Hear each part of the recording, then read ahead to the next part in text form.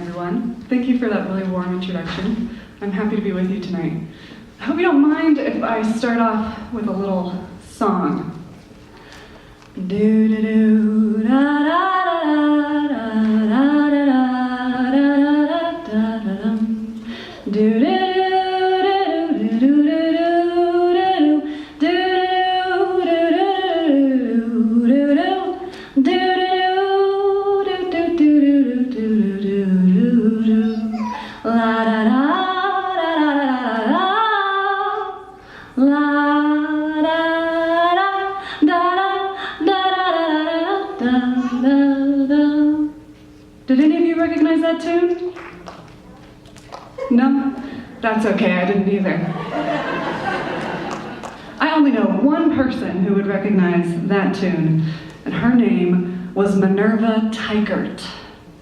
Now, Minerva was a bundle of contradictions all wrapped up in one little tiny lady, a little bit too small for all of those contradictions.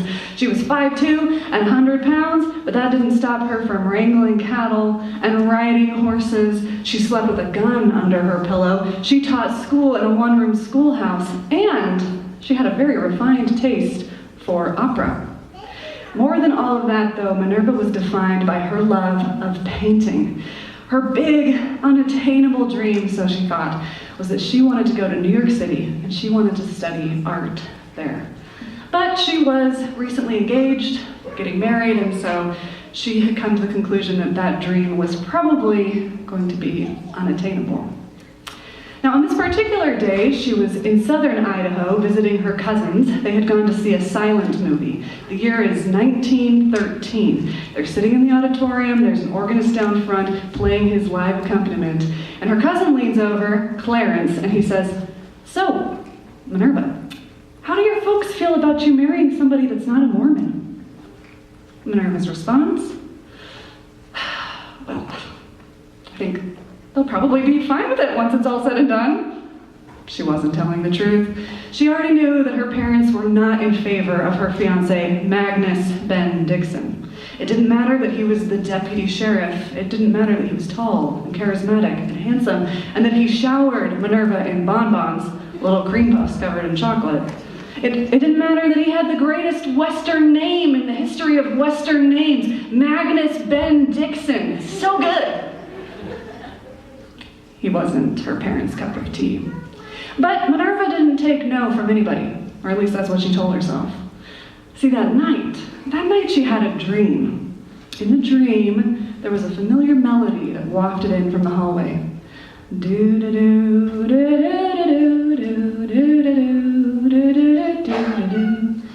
It was the sextet from one of her beloved operas, Lucia de Lammermoor. As she heard the song, she looked across from her, and there was a tall man. She couldn't make out his face, but he wore a tweed suit with orange and red flecks, which she noticed because brown and orange and red was her preferred color palette for painting. He started speaking to her. He said, "Minerva, please don't marry Magnus." "Excuse me? Who do you think you are, Buster?" The man's response, he started to cry. "Please, Minerva, please. You don't understand. If you marry him, it's going to change my whole trajectory in life." Minerva softened. "Oh, I'm sorry. I didn't realize it meant that much to you." "Well, if it was that big of a deal, I guess I can just call it off with Magnus, and you and I will just..." "You'll never wait," he said. And then one more time, hauntingly, slowly, "You'll never wait." She woke up in a cold sweat. What kind of woman has that sort of dream a week before she gets married? That's not a good omen. That's not a good sign. That doesn't say good things. So, that morning, her cousins pulled it out of her. She told them the story, and her cousin Clarence grinned, just like a cat with a canary between his teeth, and he said, "You know what that means, Minerva. You ain't never gonna marry Magnus Ben Dixon." "How do you figure?" she said. "Minerva, that wasn't just any dream. Somebody was talking to you." Clarence Wade. "Ain't nobody gonna tell me how to run my life. Not you and not anybody else," she challenged the universe. Now maybe you know, like I do, that challenging the universe doesn't always work in our favor. I don't know. So she rides home in a huff after slamming the door behind her, and she arrives at her home in Sterling, Idaho. There's a letter waiting for her. It's a response to something that she sent out to her fiancé, Magnus Ben Dixon. The letter's pretty short. It says, "I'd rather be single all of my life than be married by a Mormon or in a Mormon church." I can't tell you how they dated for 3 years and this philosophical difference never came up, but there it is. So her response was pretty typical of Minerva. 3 words: start your life. And that was that. But this turned out to be a good thing, because once Magnus was out of the picture, the new beau stepped in, Herman. He wasn't exactly new. Minerva and Herman had dated long before, and she actually broke it off with him to pursue things with the county deputy sheriff, Magnus Ben Dixon. But Herman and Magnus were total opposites.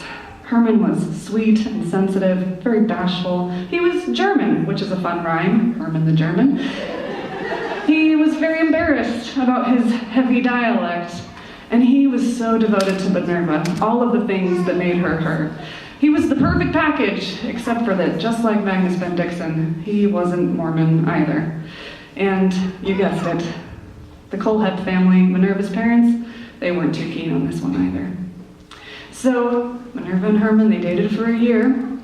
They got engaged, and when the Colehep family caught wind of what was going on, disaster struck. The whole clan moved from Arizona to Idaho to cut in on this budding romance, and one day, Mama Colehep cornered Minerva.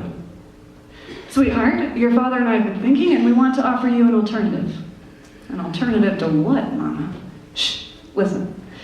We scrounged up some savings and we purchased a train ticket for you. Train leaves tomorrow. It'll take you all the way to New York City. School starts at the Art Students League in 3 weeks. If you get on the train tomorrow, you'll be there just in time." "Mama, what? Wait, what's the catch?" "There's no catch, Minerva. What's this an alternative to, then?" "Well, we'll give you the train ticket in exchange for you promising not to marry Herman." "Oh, yeah, she did that." So, Minerva had a big decision to make, and she only had 24 hours in which to make it. It was a long night, painful, restless, but that morning when the sun came up, she packed her few duffel bags and she boarded the Pacific Limited all the way to New York City.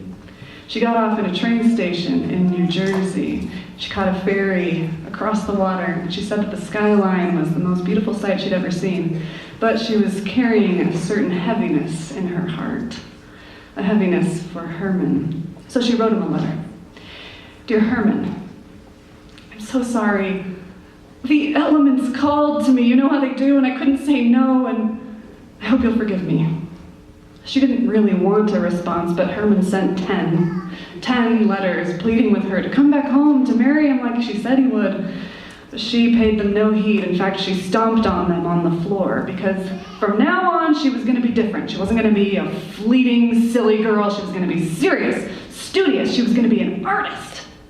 So she went to her first day of class at the Art Students League. Her professor was the renowned Robert Henry, to this day one of America's most noted painters.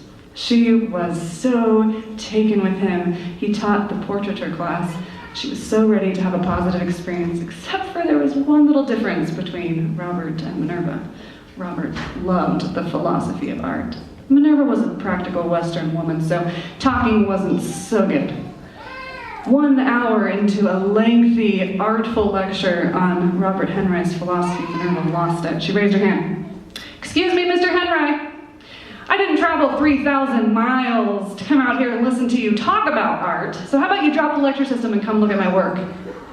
Oh, if a bomb had gone off in the room, it couldn't have made a worse disturbance. Robert Henry was incensed. He turned white with rage, and he stomped out of that classroom and slammed the door behind him. So it turned out that Mr. Henry and Minerva had more in common than it maybe looked at first glance. Over that year together, they developed a really beautiful teacher-pupil relationship.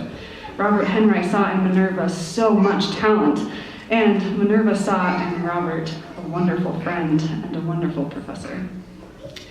as they grew in their friendship, Minerva came to a point where she wanted to share this thing that was so important to her and so nebulous and so awkward, and she did something that you've probably had a Mormon do to you. She packed a Book of Mormon under her arm and she went to school ready to do the deed. Her pitch was really creative. Mr. Henry, I was thinking, so this book, it has so many fantastic stories in it. Just huge, fantastic stories, and nobody's ever painted them before. And if you read this book, you could paint them too. Or rather, paint them for the first time. I think she gets points for being creative. But Mr. Henry, his response is really surprising. He put his hand on the book and he passed it back to Minerva and he said, "To paint the Mormon story. Goodness, girl, what a chance. Minerva, that's your birthright, not mine." Something about those words sunk into her like a call, almost like a mission. It entirely possessed the whole of her, this paint the Mormon story thing. And over the following weeks, she came to herself and realized that she had some work to do, something to contribute to the world. She also realized something else. In her words, she wrote, "I realized that there was a man back in Idaho herding his cattle and branding his cows that was more nearly meant for me than anyone else in the world." Being the creature of impulse that she was, she boarded that Pacific Limited in that moment, took the train all the way back to Idaho, and invited Herman over one night to a mutual friend's party. When he walked into the room, he was wearing a suit that she'd never seen him in before. It was tweed with orange and red flecks. She started to walk to him, and she was interrupted by an old family friend. "Minerva, I heard that you were accepted to the Arts Academy in London. Why aren't you over there, girl?" "I couldn't afford it, and I decided I wanted to come back home. It's kind of complicated." "Well, I could pay for you to go. How does that sound?" Now, in the year and a half that had elapsed, Minerva had come to herself, but so had bashful, shy Herman. "Minerva," he said, "I just got drafted to serve in the military for World War I. I know that you love me, and you and I, we're going to get married, and we're going to get married tonight." Well, I guess he knew how to win Minerva's heart, because she was a girl who liked to do things, and she liked to do things right now. So they drove over to the Canyon County Courthouse. They got their marriage license from none other than Magnus Ben Dixon, the former fiancé, and then they drove over to her Mormon preacher's house to get married. When they came into the parlor, that familiar song wafted in over the phonograph. Do-do-do, do-do-do, do-do-do, do-do-do. She stood across from Herman Teichert, and she knew that she was exactly where she was supposed to be, exactly when she was supposed to be there. Now, you might think this is where the story ends, but there's one more bit. See, Herman got shipped off to France to serve in the military right after Minerva conceived their first baby, Herman Jr.